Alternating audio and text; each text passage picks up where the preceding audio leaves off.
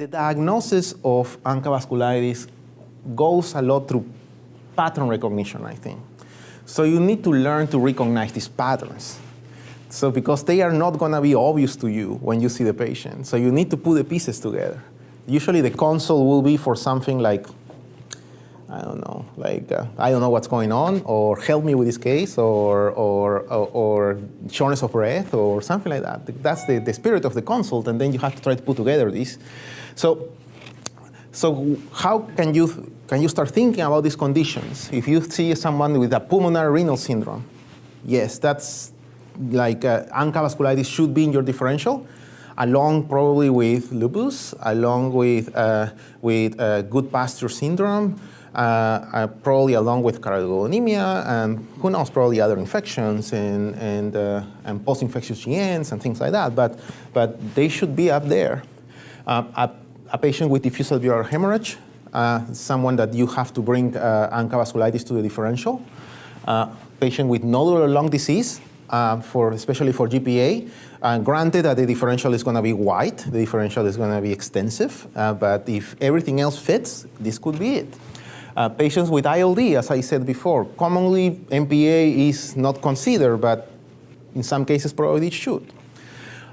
This is an important one. Patients with recurrent or chronic ear, nose, and throat illnesses or diseases. Bear in mind that normal adults shouldn't have a whole lot of otitis media. So if you see otherwise relatively healthy 50-year-old man with 2 or 3 episodes of otitis media or bilateral otitis media, this is not a 2-year-old child. You know, this is an adult. So this is probably something else going on here, and this is how GPA will present quite sometimes. Someone who has recurrent ENT disease. Recurrent sinusitis is much more difficult because we live in Alabama. Everybody seems to get like 10 sinus infections a year. But if the sinus infection is severe, crusty, bloody, of a particular severity, yes, you can bring that to the differential too. Along with sarcoidosis, probably is the other one that can do this. Anybody with a glomerulonephritis or rapidly progressive GN should probably have these conditions in the differential, although there is a large differential for this. Peripheral neuropathies, and certainly cases of palpable purpura also. So if you have someone that you recognize these syndromes, you should bring ANCA vasculitis into your differential. Not saying that that's what it is, but that's probably how you enter the differential for these conditions.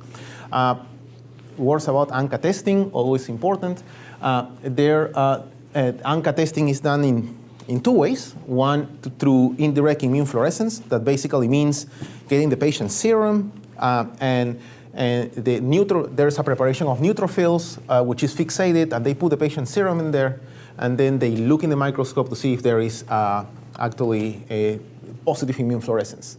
So the immune fluorescence, when it's positive, can be of 2 types, cytoplasmic, like in this case, or perinuclear, like in this case, the classical C-ANCAs and P-ANCA patterns. So C-ANCA and P-ANCA are patterns of the same test. So what you're asking is for an ANCA, for an immune fluorescence ANCA test, and the result will be positive or negative in a certain pattern. People tend to think that these are different tests, but no, they're the same test. There can be atypical patterns which are associated with other conditions too. And the other flavor of this is the ELISA testing. ELISA is different. ELISA, the antigen is purified, and you're trying to detect the antibodies against that target, usually proteinase 3 and myeloperoxidase.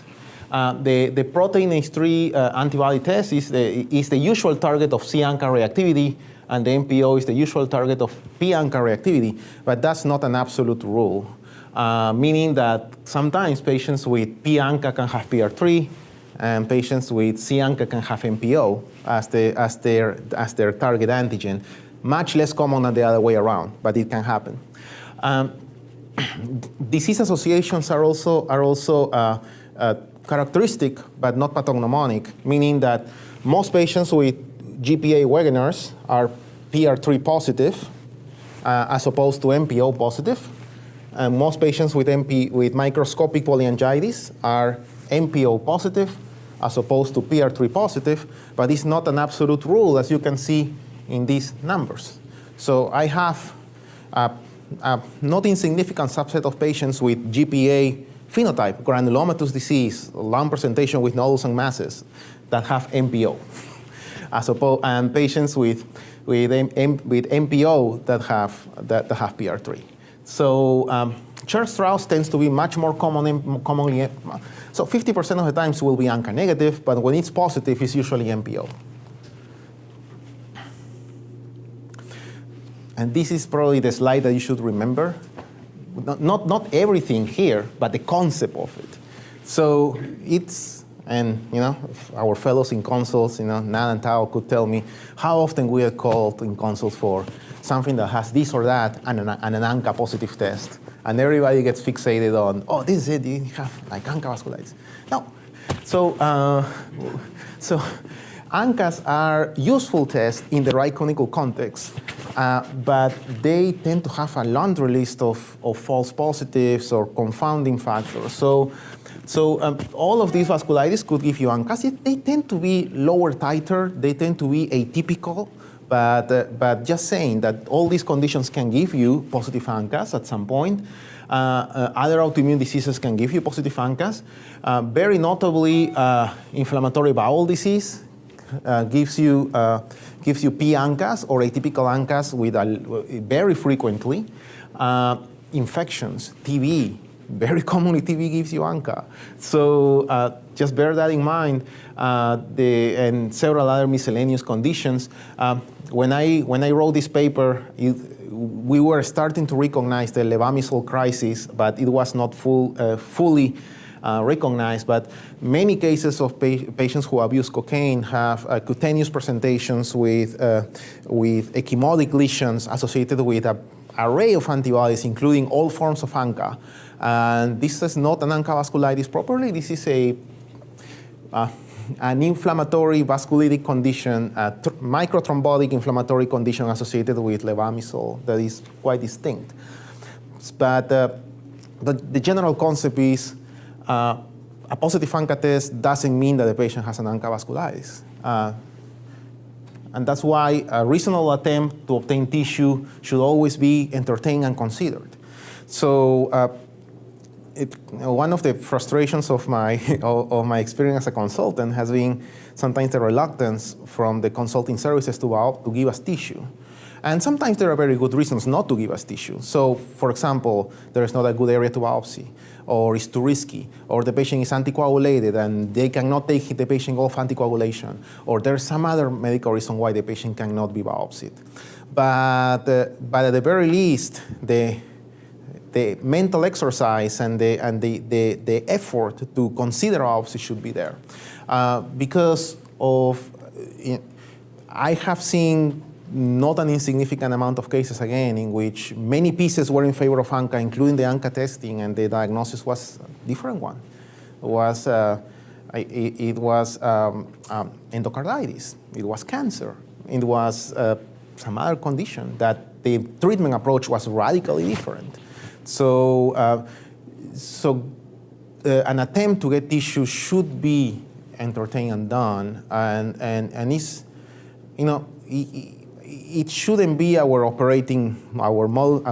MO to base our treatment decisions just on ANCA testing and that's it. This is usually a lifelong treatment. Usually involves profound immune suppression. And being surprised by a different diagnosis several months later is quite unsatisfying. So concepts about treatment very quickly now. I'm going to try to tell you how we classify the diseases from the point of view of treatment. Localized disease, usually involvement of a single organ system without much systemic features, without many systemic features, just ENT or the airways, no systemic involvement. Early systemic disease, usually disease outside the ENT or airways, but no threatened organ function, and the creatinine is normal. Generalized disease, involvement, again, in organ systems outside the ENT or airways, but there is already some organ dysfunction, some transaminitis, some increased creatinine, but the creatinine is usually less than 5.7. Severe disease, generalized involvement with creatinine more than 5.7, and refractory disease is disease that has been already non-responsive to standard therapy. We borrow several treatment concepts from oncology here. So remission induction is that initial period of potent immune suppression that usually goes from 3 to 6 months. Remission maintenance is when once you achieve that state of remission, there is a period of prolonged immune suppression that usually goes from 2 years to lifetime of moderate intensity, that is less intense, more moderate intensity. So refractory disease is disease that fails to achieve remission. So you go through remission and the patient never gets, you go to remission induction, sorry, and that the patient never gets to remission. And relapsing disease is when after you achieve remission in those first 3 to 6 months, the patient has recurrent or relapsing disease. So this is how we approach treatment. So for these localized diseases in the sinuses or the airways, you can consider just treating them with methotrexate inducing them into remission with methotrexate and maintaining with methotrexate or azathioprine. You actually can use probably azathioprine for induction too. I put there trimethoprim sulfa with a question mark because when I was a fellow, certainly it was still believed that trimethoprim sulfa was a useful remission induction agent for these localized illnesses. That's been largely debunked. We should not be treating patients with GPA Wegener's with localized disease even only with trimethoprim sulfa. You might need a low to medium dose of glucocorticoids to bring them into remission, but you don't have to. Early generalized diseases, the remission induction could be with methotrexate, cyclophosphamide, or rituximab, accompanied by high-dose glucocorticoids, and the maintenance with methotrexate, azathioprine, mycophenolate mofetil probably, or even rituximab now. I'll offer some details on all these towards the end of the talk. More generalized disease with organ involvement should have oral or IV cyclophosphamide or rituximab for remission induction, accompanied by high-dose glucocorticoids. The maintenance, you have a number of things that you can choose from. Azathioprine, rituximab, to continue, induce with rituximab, continue with rituximab, methotrexate, cyclophosphamide, mycophenolate mofetil, leflunomide even, or nothing. If you induce them with rituximab, there is data that you can just watch them in their maintenance phase with nothing. Cyclophosphamide. The cyclophosphamide was found to be a useful agent for ANCA vasculitis in the 1980s. Actually, before the 1980s, people were dying, usually in less than 6 months. Cyclophosphamide was the first huge success in this. For a while, when I was a fellow, we had this debate about what was the best way to use cyclophosphamide, oral or IV. And by then, the randomized controlled trial called Cyclops was being done. And basically, the final result of Cyclops was that you can use either oral or IV cyclophosphamide. They are more or less equivalent in inducing remission. So that initial period of 3 to 6 months of intense immune suppression towards inducing remission in the patient. They are essentially the same, with one important comment. The IV protocol for induction of remission in this trial was much more intense than what you probably know from the lupus study. So for lupus, we use 1 gram of IV cyclophosphamide a month every 6 months, or 500 milligrams every 2 weeks. For ANCA vasculitis, is like 15 milligrams per kilo. You think about it, it's more or less 1.2 grams every 2 weeks.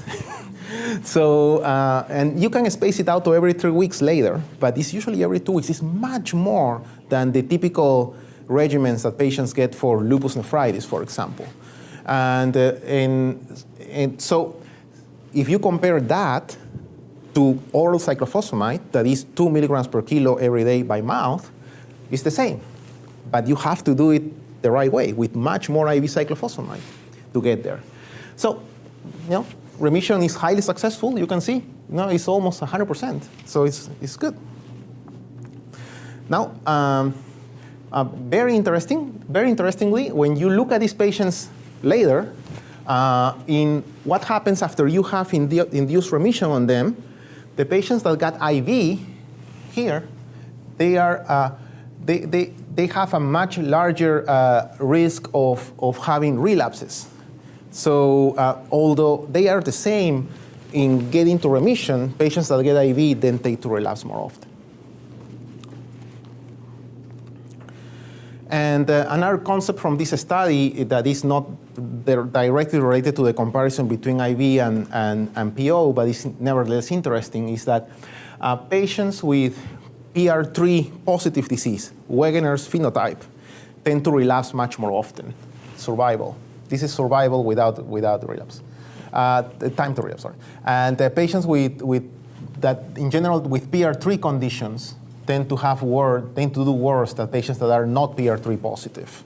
So PR3 is more relapsing. PR3 is much more difficult to treat than MPO positive disease. So this is the seminal and now famous RAFE study. RAFE was longly awaited when I was a fellow, and basically it's the study of remission induction with rituximab. And so the basic concept is that rituximab is highly effective and comparable to cyclophosphamide in inducing remission in patients with ANCA vasculitis, not including patients with severe kidney disease, or not including patients with severe lung disease. So that's the general concept of RAFE. Now, for maintenance of disease, this is the study that proved that azathioprine is every bit as good as cyclophosphamide for maintenance of remission. So once you have induced remission, what do you pick after that? Do you continue the patient on cyclophosphamide, or can you switch him to something less toxic like azathioprine?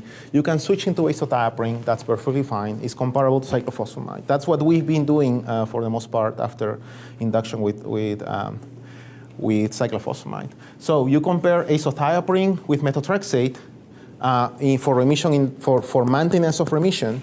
They are very comparable, azathioprine and methotrexate, at least in this trial. And in an empiric way, I can tell you that people tend not to like methotrexate for maintenance of remission very much, but methotrexate proved to be equivalent in that trial. This is the very interesting extension study of RAFE that basically showed that a single dose of rituximab was every bit as good as cyclophosphamide plus azathioprine for maintenance of remission.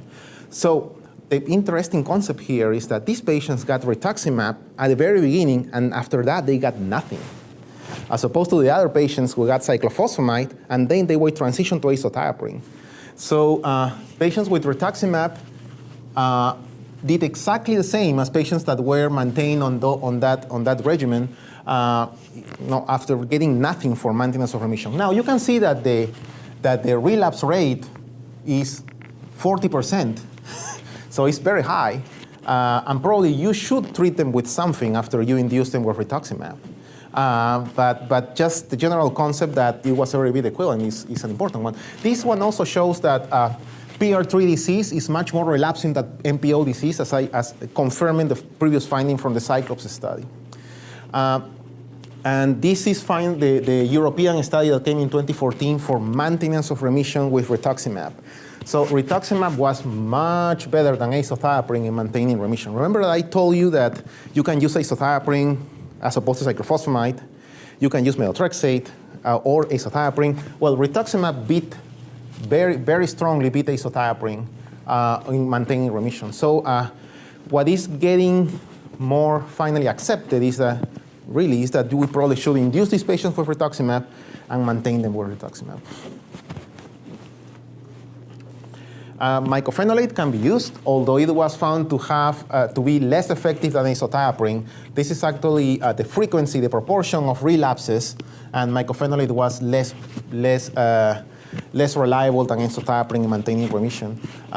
a good question that Win Chatham had last year about this is what mycophenolate mofetil levels check in this study, and the answer was no.